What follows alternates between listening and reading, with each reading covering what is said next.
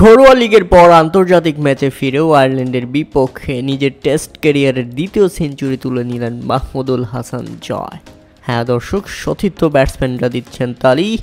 Coach, batting coach বাংলাদেশের সর্বকনিষ্ঠ centurion Mohammad Ashraful তিনিও খুশি, কেননা তার শিষ্যরা দারুণ খেলছে। তাই তো সবার কাছ থেকেই পেলেন বাহবা।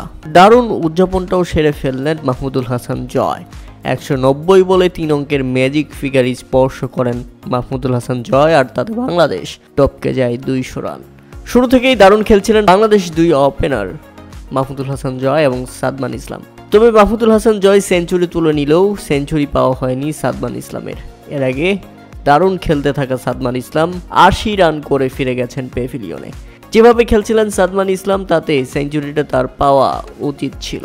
তবে দুঃখজনক ব্যাপার হলো সেঞ্চুরি পাওয়া হয়নি সাদমান ইসলামের, আক্ষেপ নিয়েই ফিরতে হয়েছে প্যাভিলিয়নে। তাতে বাংলাদেশ তখন 168 রানের মধ্যে নিজেদের প্রথম উইকেট হারিয়েছিল। 3 অঙ্কের ম্যাজিক ফিগার স্পর্শ করল দীর্ঘদিন পর টেস্ট ক্রিকেটে বাংলাদেশ।